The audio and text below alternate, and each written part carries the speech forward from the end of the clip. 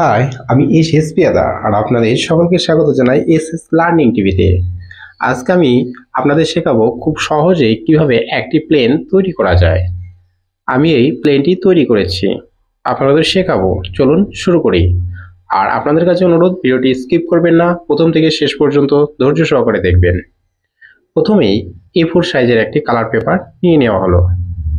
তারপর তার মাঝখান দিয়ে এরকমভাবে ভাঁজ করে নেব। আমি ভাঁজ করে নিচ্ছি, নখ দিয়ে একটু ভালো করে চেপে দেবে, তাহলে মাছটি খুব সুন্দর হবে। এবার ভাঁজ করার পর আবারও মাঝখান দিয়ে এইরকম ভাবে ভাঁজ করে নেব।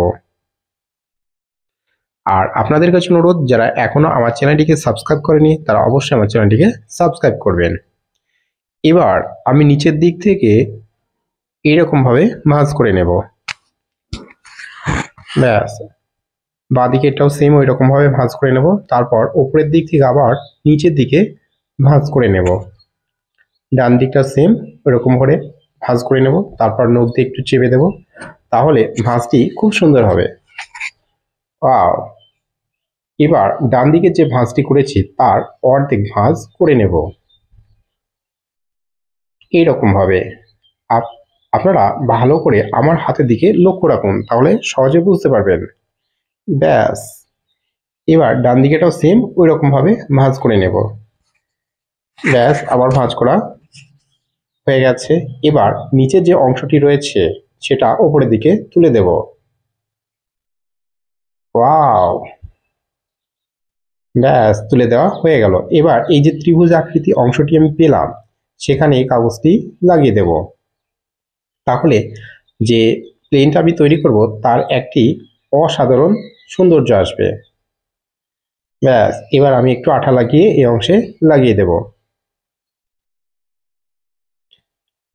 আপনাদের কাছে অনুরোধ, যারা এখনো আমার চ্যানেলটিকে সাবস্ক্রাইব করেনি তারা অবশ্যই আমার চ্যানেলটিকে সাবস্ক্রাইব করবেন আর পাশের বেল আইকনটি অবশ্যই প্রেস করে দেবেন।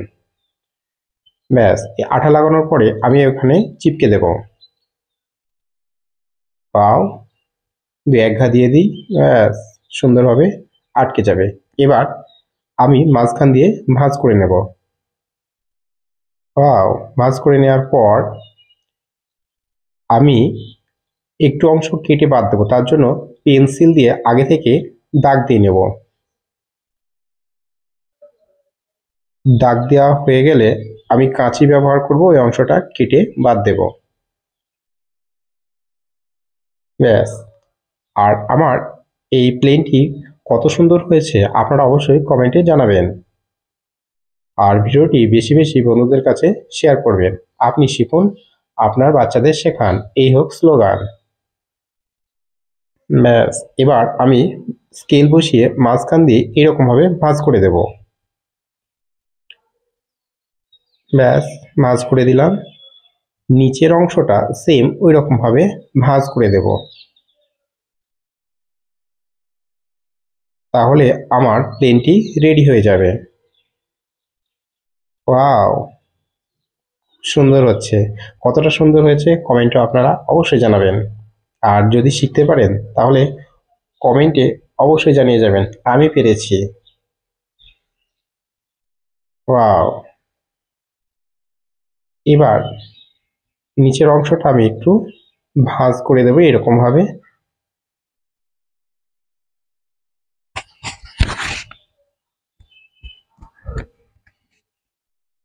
ব্যাস, ভাঁজ করা হয়ে গেল। দুই দিকের অংশটাই আমি এরকম ভাবে ভাঁজ করে দেব।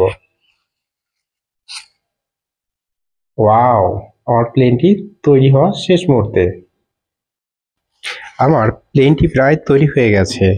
এবার আমি একটু চালিয়ে দেখে নেব। ব্যাস, ভাঁজগুলো সব ঠিকঠাক রয়েছে। কতটা সুন্দর হয়েছে কমেন্টে অবশ্যই জানাবেন। আর মাঝখানের অংশটা আমি একটু উপরের দিকে তুলে দেব। তার আগে একটু ঘুরিয়ে দেখে নিই কতটা সুন্দর লাগছে। ওয়াও! নাইস। এবার মাঝের অংশটা আমি একটুখানি উপরের দিকে তুলে দেবো, তাই এইরকমভাবে আমি ভাঁজ করে নিচ্ছি। ব্যাস, ভাঁজ করা হয়ে গেল। এবার ওই ভাঁজটিকে আমি উপরের দিকে তুলে দেব। ব্যাস, ওয়াও! সৌন্দর্যের জন্য আরও বৃদ্ধি পেয়ে গেছে। নাইস, সৌন্দর্য আরও বৃদ্ধি পেয়েছে। আজ এই পর্যন্ত, দেখা হচ্ছে আগামী সন্ধ্যায়। ভালো থাকবেন, আর কতটা সুন্দর হয়েছে কমেন্ট অবশ্যই জানাবেন। আপনাদের ওপর শান্তির ধারা বর্ষিত হোক।